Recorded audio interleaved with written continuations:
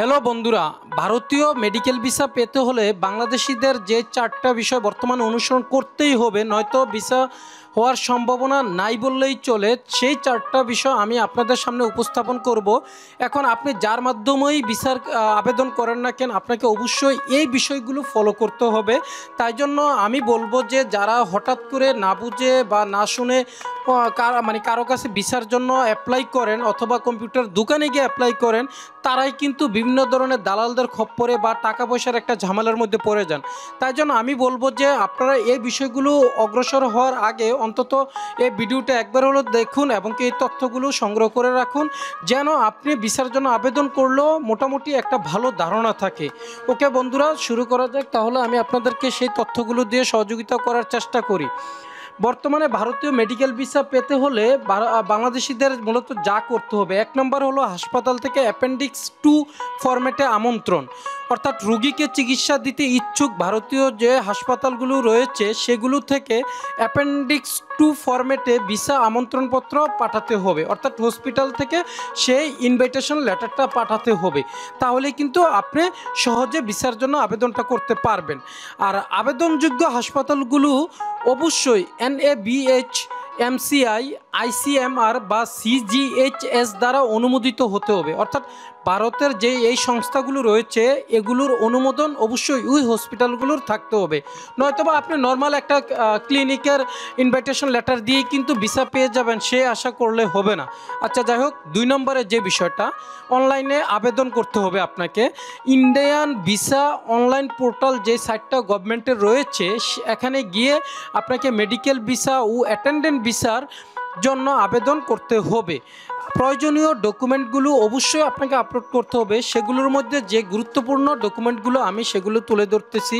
প্রথমত হলো গৃহীত অ্যাপেন্ডিক্স 2 রোগী লেটার, অর্থাৎ হসপিটাল থেকে যে অ্যাপেন্ডিক্স 2 ফরম্যাটের যে আমন্ত্রণপত্রটা পেয়েছেন সেটা আপনাকে আপলোড করতে হবে।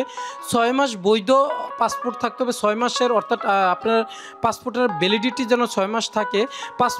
পাসপোর্ট সাইজ ছবি দিতে হবে, আপলোড করতে হবে। চিকিৎসা ও ফাইন্যান্সিয়াল, অর্থাৎ আপনি যে চিকিৎসা করবেন সেই আর্থিক সামর্থ্য আপনাকে থাকতে হবে।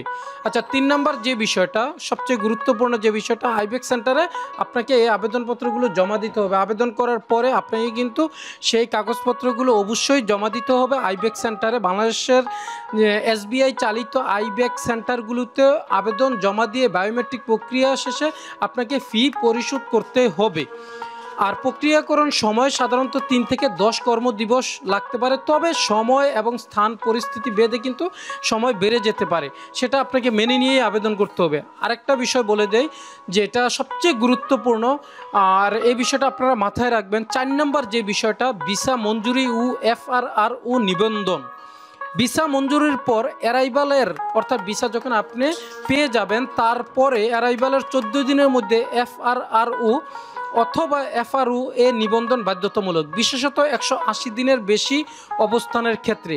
নিবন্ধনের জন্য প্রয়োজন পাসপোর্ট, ভিসা, ফটো, হোটেল, আবাসন প্রমাণাদি, চিকিৎসা সনদ ইত্যাদি। অর্থাৎ ভিসার জন্য যা যা লাগছে সেগুলো ওই FRROর ক্ষেত্রেও লাগবে। অর্থাৎ FRRO আপনার নিবন্ধন কিন্তু বাধ্যতামূলক, এই বিষয়টা কিন্তু মাথায় রাখবেন বন্ধুরা। এই 4টা বিষয় আপনাকে মাথায় রাখতেই হবে। তারপরে আমি এখানে আপনাদেরকে জিস্ট আকারে তুলে ধরলাম।